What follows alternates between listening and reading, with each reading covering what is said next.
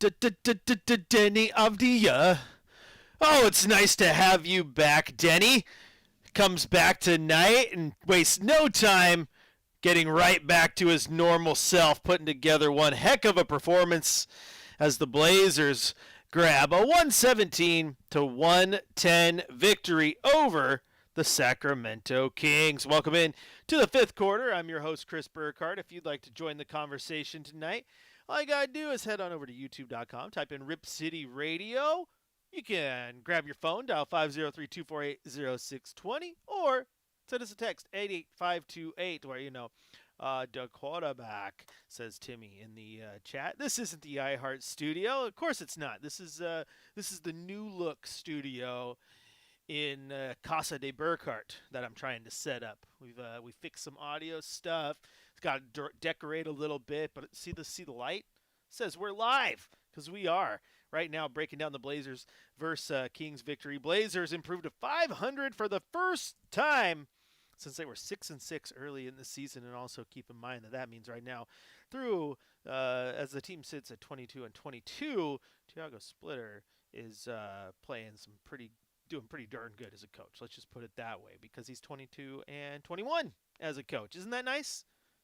Isn't that nice? Now, I want to head out to the text line real quick, because someone already texted in and says, Klingen's development in year 2A would be worthy of most improved player recognition if not for Denny, and B, really makes the pick of Hansen look worse and worse. I'm going to say I disagree with that, because I think the pick of Hansen, Young Hansen, is going to be fine. He is showing that he's got a basketball mind. He's just raw as raw can be, and you need center depth at some point. So, like, the idea that they drafted wrong is a little interesting to me, because who are they going to draft? Like, they could have had Cedric Coward, they could have had Derek Queen, all these other guys that fans like. But who were they playing over? Hansen makes sense. Throw him in there. You don't know what the future of Robert Williams is, Dwight Breathe, etc., etc. Young Hansen was always a depth play. They were never drafting him to be the next Klingen or to take over for Klingen. Now, if he did, then good for you. He drafted well. But Donovan Klingen, to your point, has been absolutely incredible. Now, when it comes to the most improved player award, maybe you're going to get some recognition there from Denny Avdia. He might be an all-star. I also think, though, realistically, there's going to be a big push for Nickeil Alexander-Walker, because that guy is sitting here 7 years in the league, bounced around because he just could never figure it out, and then he arrives in Atlanta. Last year in Minnesota, he was sixth man of the year, finished sixth in that voting, and this year he's been incredible. So last year, let's put this in perspective, when he finished sixth in the sixth man of the year voting, he averaged 9.4 points per game, and that was what he did. Came out the bench, scored a little bit. So far in Atlanta, he's been incredible. 20.4 points per game, more than doubled his point output. So I think he's going to get a lot of pub too. But Donovan Klingen is incredible, and yes, the production that he's giving you right now in year 2 cannot be understated enough, because it's crazy, because it's easy to forget that Donovan Klingen is only in year 2, because he's so big. He's a monster. He looks like he's been in the league forever. No, he is a sophomore in the NBA. And then he goes out tonight and does things like just dominate. A 21.17 rebound double-double for Donovan Klingen tonight.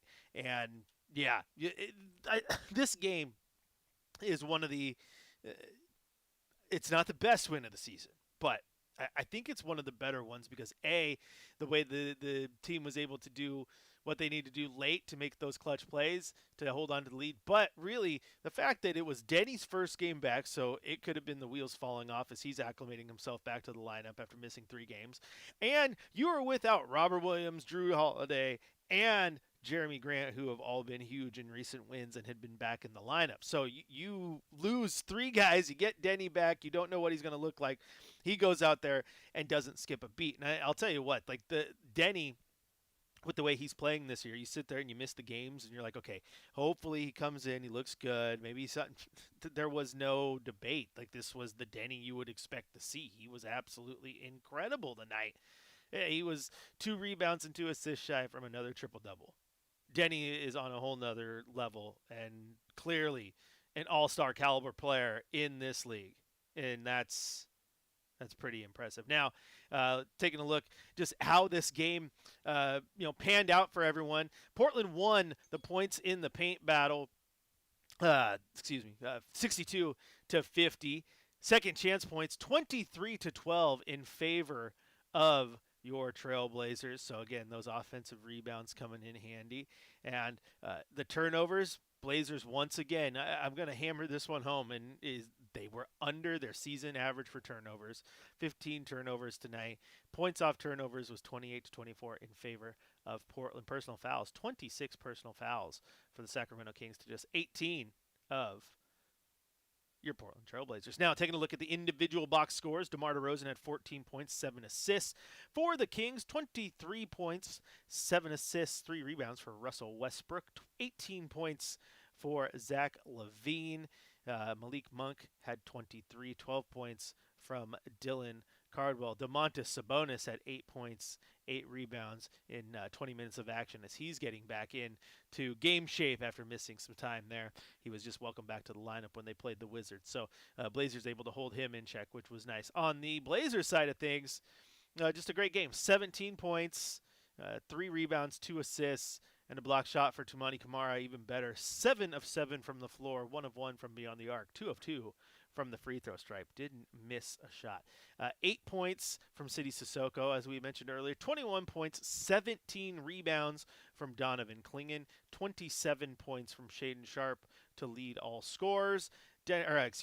Not lead all scorers. My mouse was covering up Denny, who I obviously knew had 30 points, 8 rebounds, and 8 assists, and almost got another triple-double, and he was 10 of 18 from the floor, 2 of 6 from beyond the arc, 8 of 8 from the free throw line. Again, didn't skip a beat, which is what you absolutely love to see from him.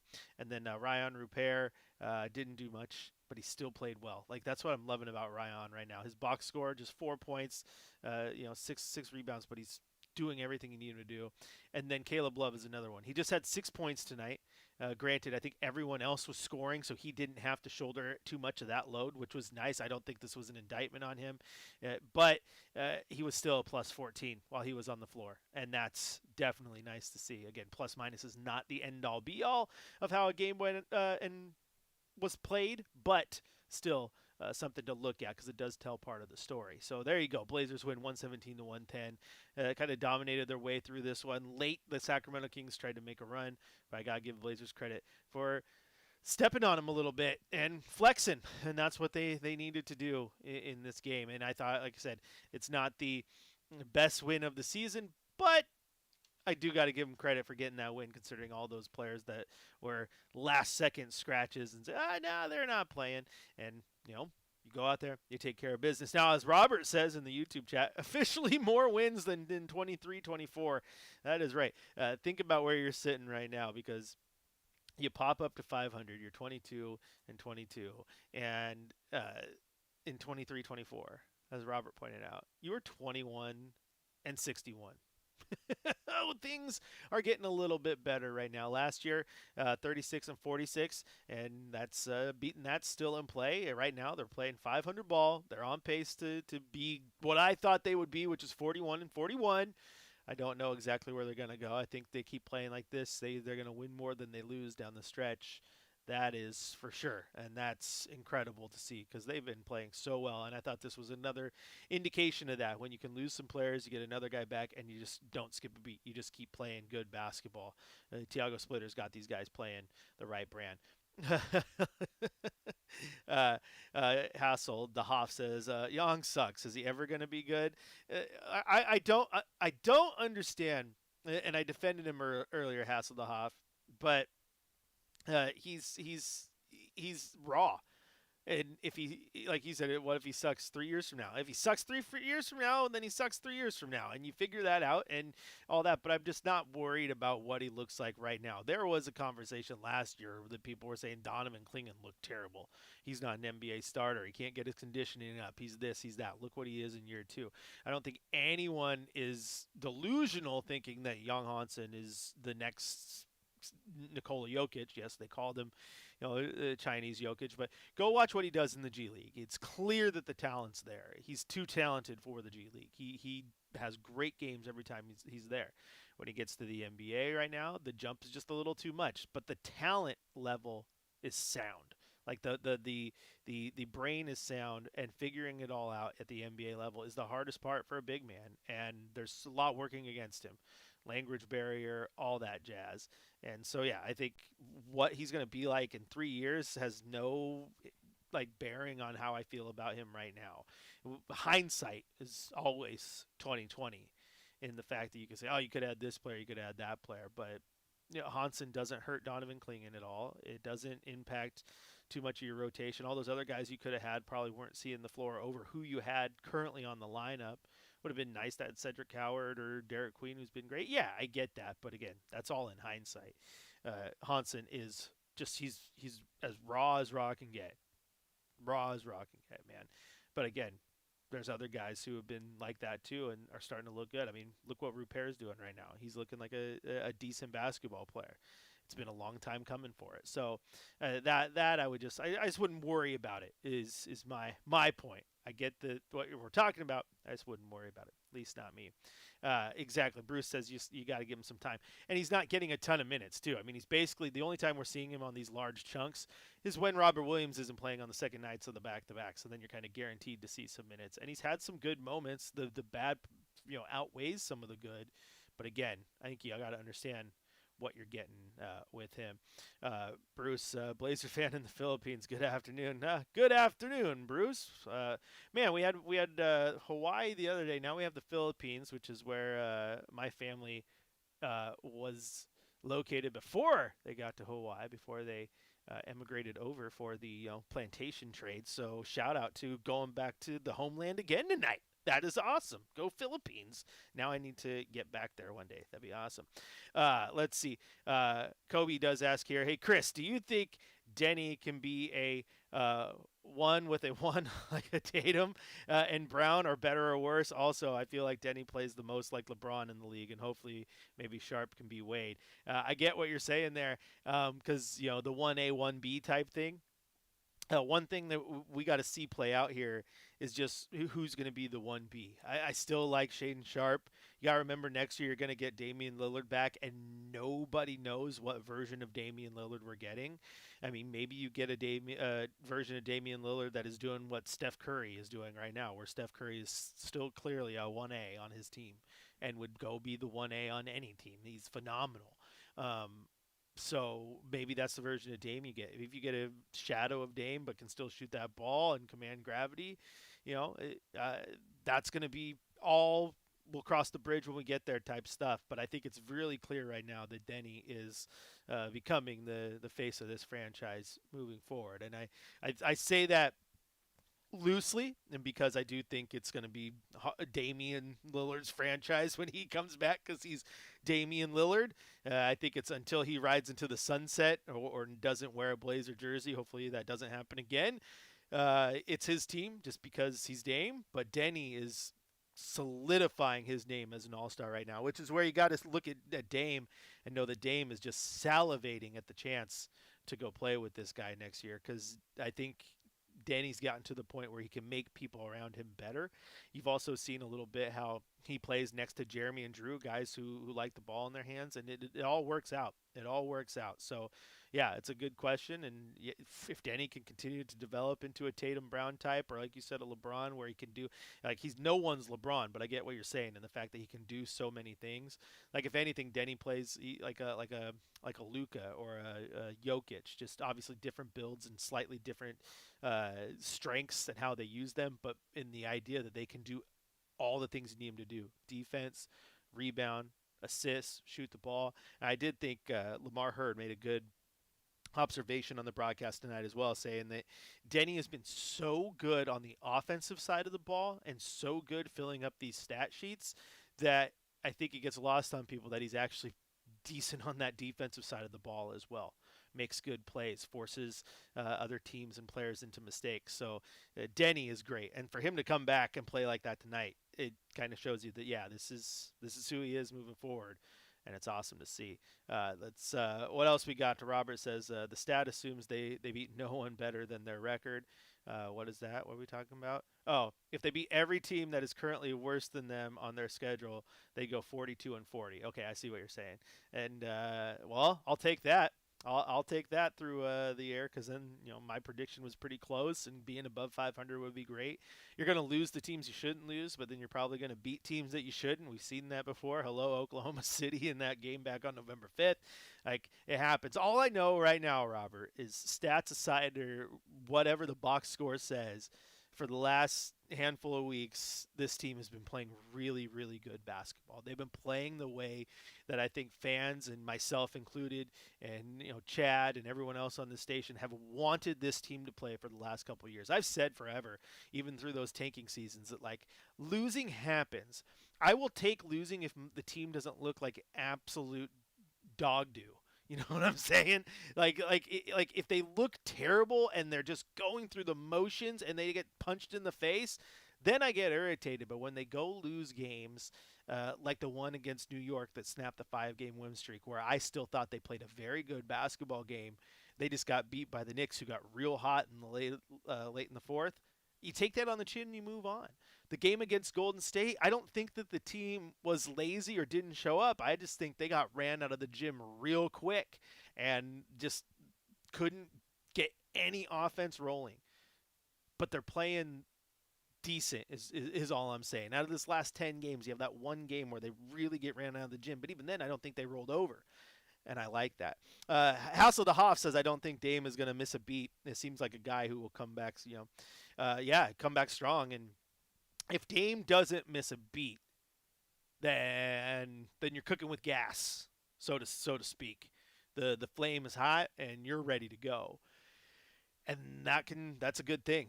That's a really, really good thing. But again, if you have a Dame that is even 75% of Dame at his best, you still got yourself a pretty damn good point guard. Robert asks again, any updates on Scoot? Because I'd like to have a point guard. No, not yet. Just the classic, will be reevaluated, Robert. But here's the thing on Scoot is I have seen him progress through his workouts pregame way early before anyone's in the building, and that is a good sign. He's moving more, being more active when it comes to running. He was doing a lot of workouts where it was just flat-footed, just working on basically hips and above. I've seen him be doing some more jump shooting and slowly progressing there. The thing is, that hamstring tear was a very, very, very bad tear. And I'm not making the excuse or carrying water or anything. I just know for a fact that the tear that he had was one that was massive, and they went the way of no surgery because they figured they could heal this back up, and that's why they're taking their time. The fact he didn't have to have surgery is great, but you just want to take your time, especially with a guy like Scoot whose entire game is explosive. You don't want those lower body muscles to have any risk of being re-aggravated or any compensation injuries. I mean, if your hamstring is that bad and your quad takes over, next thing you know, you blow a quad, and you don't want to do that. But the whole Scoot thing gets me excited as well because I'm a Scoot fan. I think Scoot's great. I think Scoot's strength is that he doesn't have to go out there and drop 30 on your head. He impacts the game with the way he dribbles the ball and can find guys. So that, coupled with shooters like Dame and guys like Denny, and there's a lot to like about what this team is building. And again, Tiago Splitter deserves a ton of credit because he's been incredible. If you want to join the conversation outside of just these text messages and YouTube comments I'm reading, which I really appreciate, thank you very much, you can grab your telephone and dial us up on the phone line. 503-248-0620 is the telephone number where we welcome Pat in Hermiston on to the fifth quarter. Pat, welcome in. Hello? Hello, you're on the fifth quarter, sir. Hello. How we doing?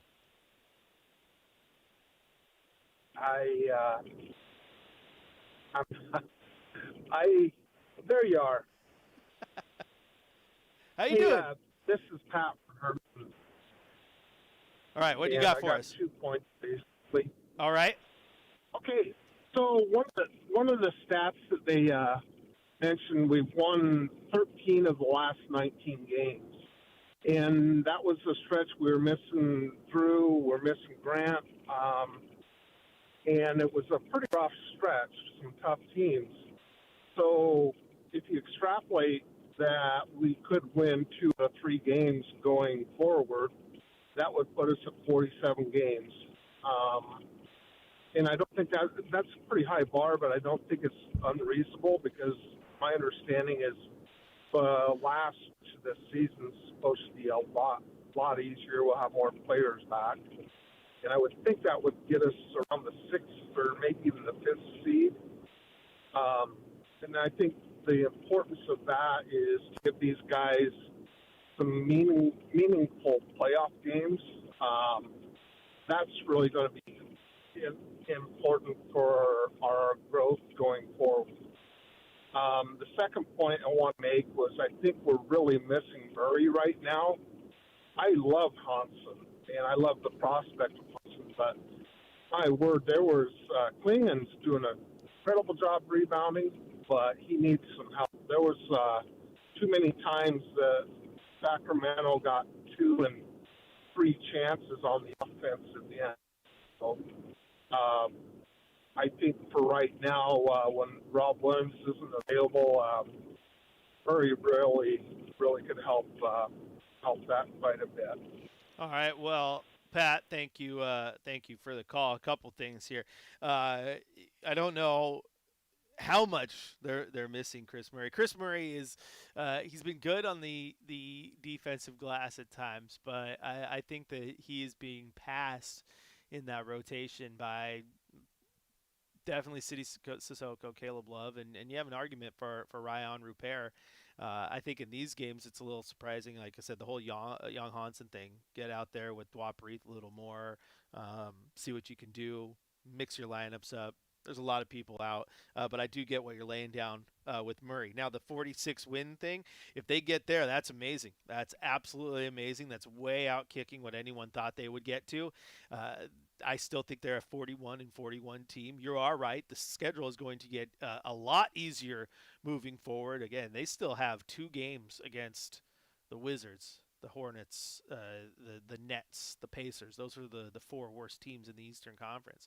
They have the one coming up here at the start of February, the 2 games against the Grizzlies, which is looming large because Memphis is right there in the 10 spot, right there trying to lock in a play-in. So yeah, there's games that are winnable down the stretch, and we'll see where that takes you. Now, the idea that 46 gets you up to the 5th seed. Now, I don't know about that one necessarily, especially in the stacked Western Conference. For a little bit of background, if you will, 46 wins last year would have got you right where the Blazers are right now, which is the 9th seed. So the 7th and 8th team were Golden State and Memphis. They were each 48 win teams. Sacramento was 40 and 42, and then Dallas was your last play-in team at 39 and 43. So 46 is not necessarily a lock to jump up. The top 4 teams in the West, top 5 teams in the West last year were all 50-plus win teams. The top 4 teams in the East were all 50-plus win teams. 46 wins would have got you 6th place in the East. I don't think it jumps you that high in the West. Not right now with the way things are shaking up, because you got a couple real good teams right now. I mean, you got a 35-8 Oklahoma City, 29 win San Antonio, 29 win Denver, 27 win Memphis, 25 wins each for Phoenix, Los Angeles, and Houston. So still lots of ground to make up there. We'll see how everything settles by the end of it, but no, the schedule is easier for the rest of the season, and that's an opportunity for the Blazers to get wins, and that's great. They're playing good basketball right now. Just get healthy and keep moving forward. Good things will happen.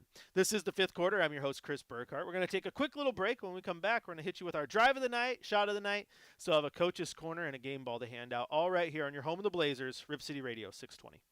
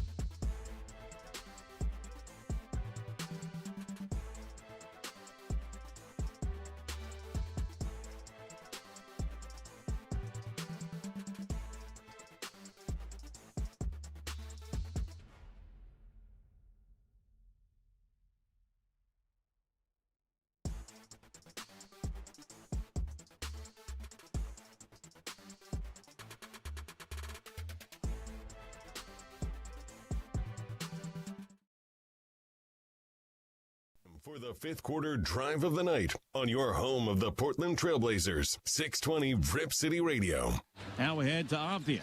Avdia attacks behind the back. The Klingon dunks it in down the center of the lane. A beautiful pass from Avdia to Klingon for the two-hand smash. Blazers have their largest lead of 8, 55-47. And there is your drive of the night, brought to you by Coors Light. Welcome back into the fifth quarter. Chris Burkhardt here with you. If you'd like to join the conversation, 503-248-0620 is the telephone number. Of course, you can hit us up on the text line, 88528, or go to youtube.com, type in Rip City Radio, and join the chat there where Bruce says, yeah, I agree with you. It'd be nice to have point guard out there instead of Grant or Big all the time. Bring it up. And, yeah, no, it's when you get Scoot, it's gonna change a lot. And then Drew Holiday obviously has changed a ton as well. And then you have your questions going into next year, how those lineups are. Because I know there's a lot of people who are in love with Caleb Love, no pun intended, and wonder where he fits in the lineup. And here's the thing: like if you go into next year, let's say for all intents and purposes, this team goes into next year fully healthy, and there's not a single trade. That's not going to happen, but let's just say that's the case for this argument here. So let's say you start, and this is not necessarily the starting line, but let's just argue for a second. So let's say you start Dame because he's Dame. You start Sharp, and that's your starting backcourt. So then your next behind Dame is likely Scoot, and then your next behind Sharp is likely Drew, or some coupling of that. And then your third point guard / shooting guard is Caleb Love. And the reason I'd say that is because let's not pretend. Like, I love what Caleb has been able to do over this stretch. He's been incredible. He's given them a spark off the bench, but he's not better than Scoot. He's not better than Drew. He's not better than Dame. Scoot, we've seen what Scoot can do. Yeah, I think if Scoot comes back and hasn't improved a single iota, he's still a darn good point guard for your rotation. I remember talking to Joe Cronin about that on draft night. I said, if this guy doesn't pan out as a star, you just drafted one hell of a backup guard. And he just laughed at me. He's like, pretty much. And the thing is, you don't want him to be that lifelong, but he knows how to run the offense. He can shoot the ball. The way he attacks, I think, is going to fit very, very well with the way Denny likes to attack the rim. It's you're gonna start running that same offense. So there's options there. I just don't know where Caleb Love sits. You still want to lock him up because he's super, super valuable. And then Bryce says, do you think we'll trade Holiday, or do the Blazers want Dame time and Holiday? And then I think, honestly, I think they want both at this point in time, because what makes Drew so valuable to that lineup moving forward.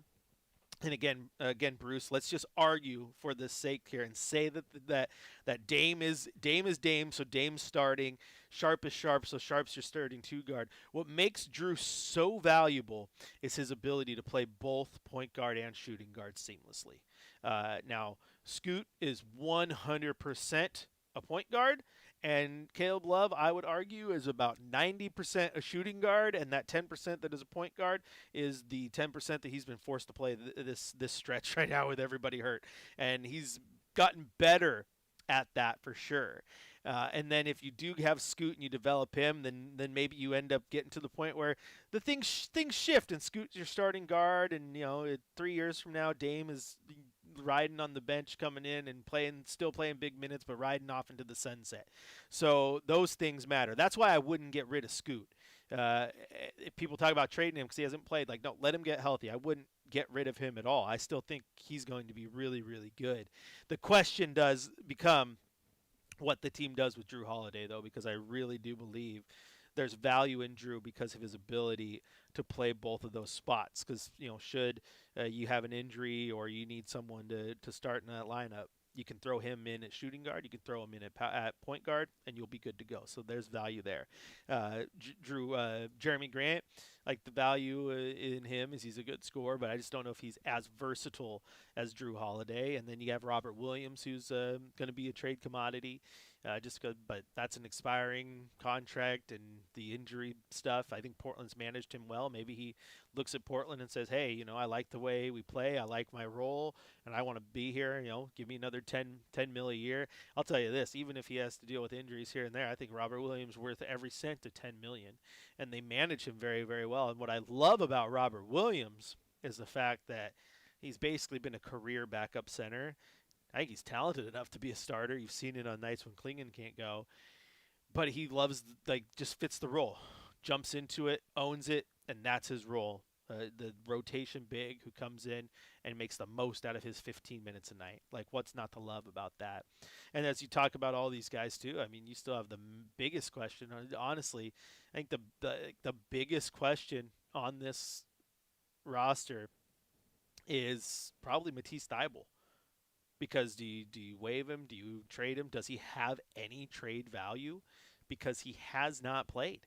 He has 4 games this season and 15 last year. That's 19 games over 20 or over 2 seasons. There's a possible 164 games. That is not good.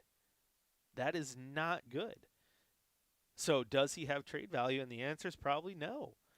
That's a struggle. And you have questions to be answered because of the guy we've just been sitting here talking about in Caleb Love and, of course, City Sissoko. Because of their value and what they've done, they 100% deserve full-time contracts, not just two ways. They have absolutely earned that opportunity. But if you're the Blazers, you got to free up a spot somewhere to allow that to happen because they don't have the roster spots. So you got to free up those roster spots. And now you're looking at, 11 games or so, 12 games or so left for him, roughly, give or take. And, yeah, you got some things you got to figure out. Because, City Sissoko is another one. I want City Sissoko on my team all day long if I'm a GM because of versatility. That if this team is fully healthy, City Sissoko is probably not playing. But City Sissoko can go in and start at basically all 5 positions if you really, really need him to. Gives you great energy off the bench. Definitely a locker room keeper. That's what you do there. Now Bruce says, Matisse Thybulle, I'd eat the contract and let it go, and they might have to because of Caleb Love and City Sissoko. And the thing is, with Matisse Thybulle, if we're being completely honest, and I love Thybulle when he's on the floor, the dude is just out of this world defensively.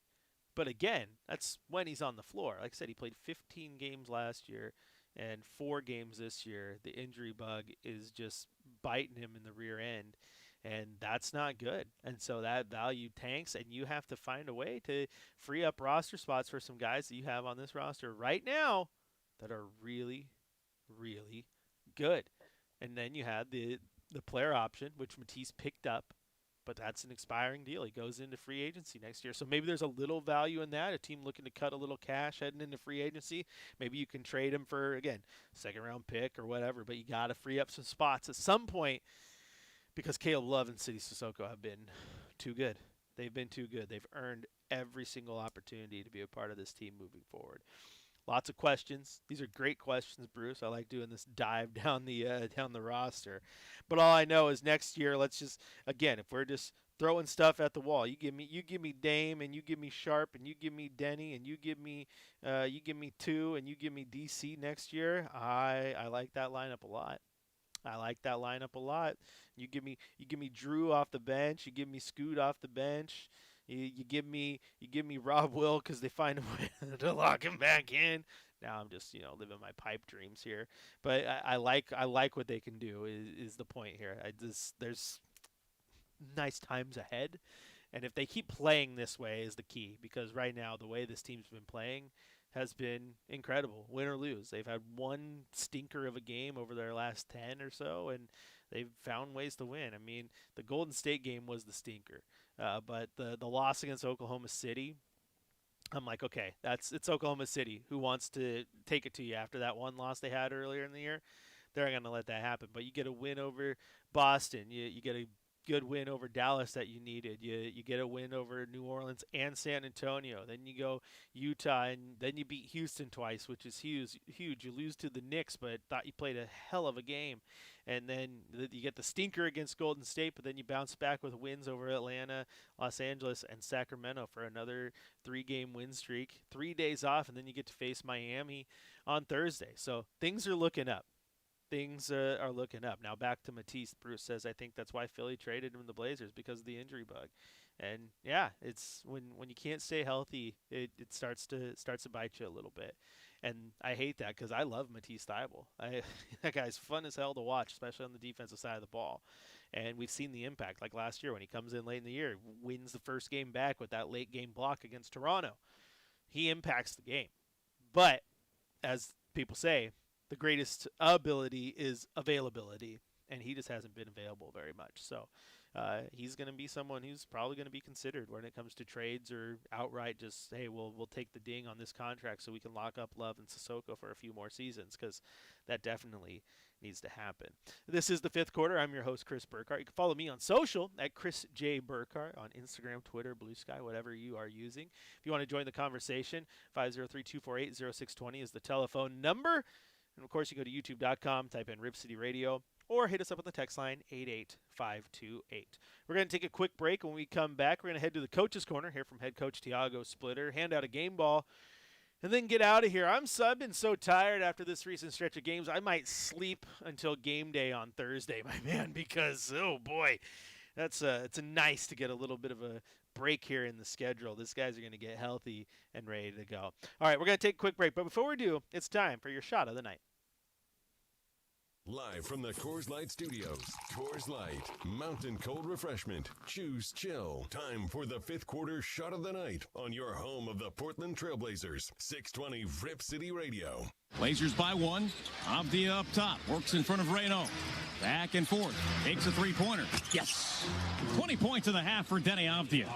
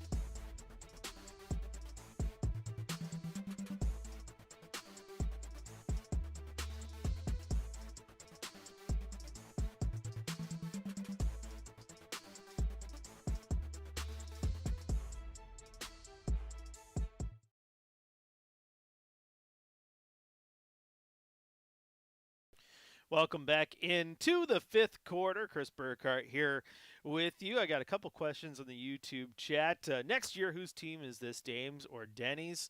And then Dogcatcher talking about this team being at 500. I'm going to answer both of those, or at least talk about them here in just a second. But first, let's hear from head coach Thiago Splitter.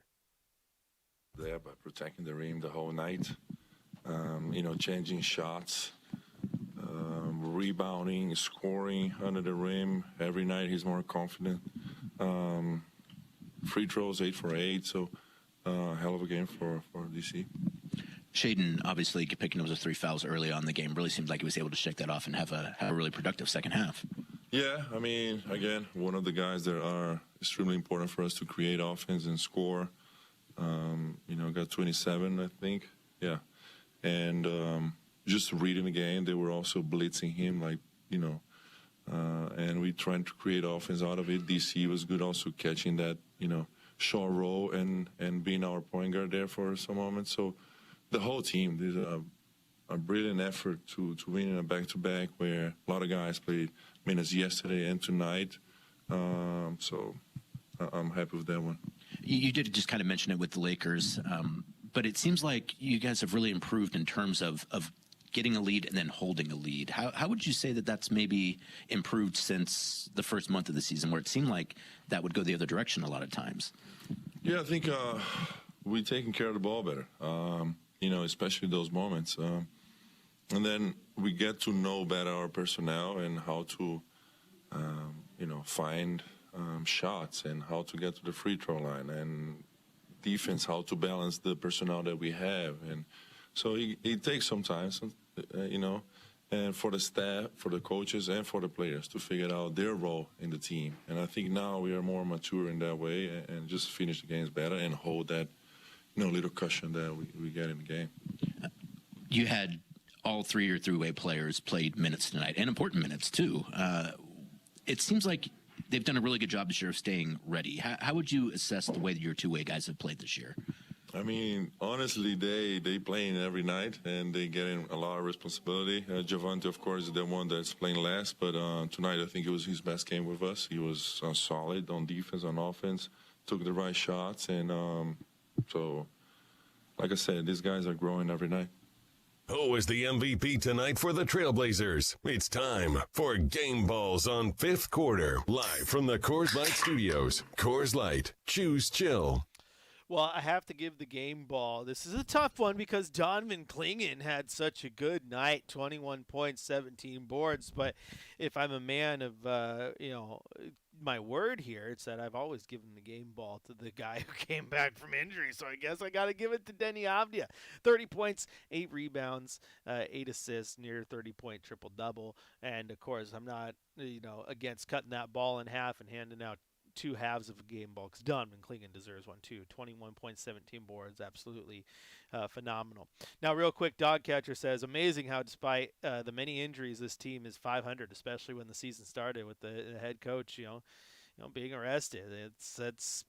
That's crazy. When you think about that, it was one game into the season where we all had our alerts going off at 6 o'clock in the morning from Shams because of what was going on in Lake Oswego, and no one expected that. No one even knew how to react to it. And then the team doesn't say much, and then their first comments are when Thiago Splitter goes and talks to the media as the new acting head coach, and here he is now with a winning record as head coach.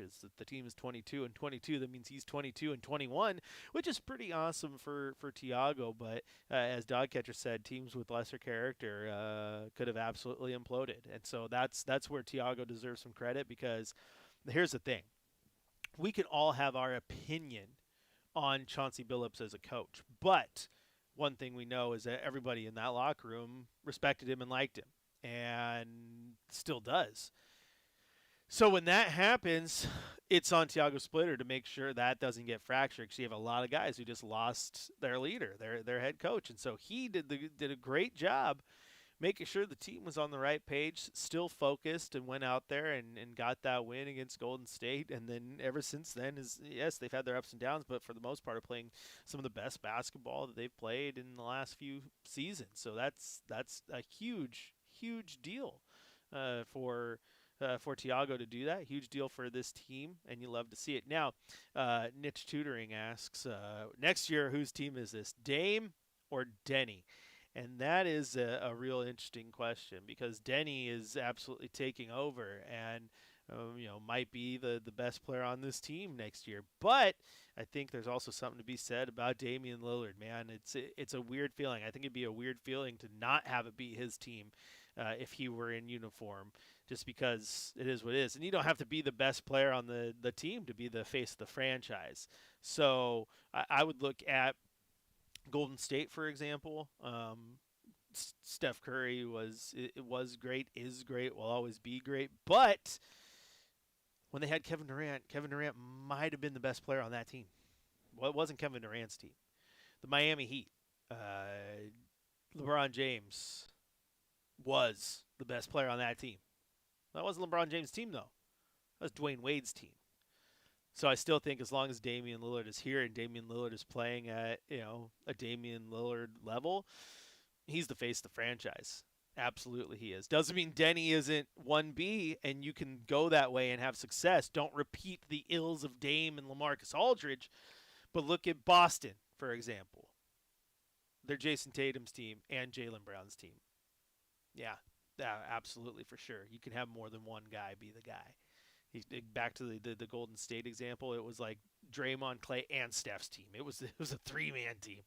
And so, yeah, I think that there's a lot to be said about that. That I would argue maybe it's Denny and Dame's team, D&D. But it's like D&D. Every other team though is coming to Rose Garden to play their version of Dungeons and Dragons. But it's Denny and Dame. I can't wait for it. It's going to be awesome. One of our chatters, the Blazers team's balling. Denny's back, man, and that's right. Denny comes back tonight, has an incredible game, 38-8 after missing a few games, didn't skip a beat. That's great. And then of course, my man Alex knock everything off over here. It's not really anyone's teams next year, to be honest. Just play good ball. Look at Indiana football. Yeah, okay. That's Kurt Signetti's team. But I think the way the NBA is, it's always someone's team. It's always someone's. It's no one's team, but it's someone's team. You know what I'm saying? Like the locker room knows that it's a team game, but everyone has to have something to hitch their wagon to. That's our team. Here we go. We'll see what happens. All I know is if they play like this through the rest of the year, they're gonna win. They're gonna win ball games, friends, and they're gonna be a play-in team. You got to sustain it. That's the hardest thing to do. Also, I know Alex, who's commenting over here, isn't a fan of Chris Murray. So as he comments, said it's crazy how much better City is than Murray. What's the Blazers' record since Murray went out? The record since he went out is 4-2. There you go. There's your context. So there you go. Yeah, that's right. It'll be Dwap's team if he's still here. It'll be Dwap's team. It'll be Dwap's. No, it's Denny and Dame's. Then they can go open a diner, the Denny and Dame diner. Have then it would be Portland's version of Triple D. You see, then we got D&D and Triple D. All signs point to it's Denny and Dame's team. That's all I know. That was my quick realization with the word salad that I just sputtered out for you. All right, I think that's gonna do it for us tonight here on the fifth quarter. Another great show. Thanks to everyone for chatting. The chat was bumping tonight. Much appreciated. Everyone out there, to Niche Tutoring and my buddy Alex, Bruce, Dogcatcher, Timmy started. Everyone happy. Denny was back. Robert, thank you guys so much. Hasselhoff, you guys are awesome. Thanks to all our texters, our phone callers. Have some fun. Enjoy this nice little break. Blazers do not play again until Thursday. Ooh, boy. Isn't that kind of nice? Kind of nice to just get a little tiny break here. Hopefully that means you're going to get everybody back. You'll have Robert Williams available. You have Drew Holiday available. You have Jeremy Grant available. You have Denny Avdia back again. Heck, the only thing that'd make it better is to get a Scoot Henderson update. We shall see. But the Blazers, like I said, will be back in action on Thursday. So get a little bit of a break against the Miami Heat. 7 o'clock tip means I have game day for you starting at 5. Once again, final score from Sacramento. Your Trailblazers 117. The Kings 110. Thanks for tuning in. Rip City. I'll talk to you on the next one.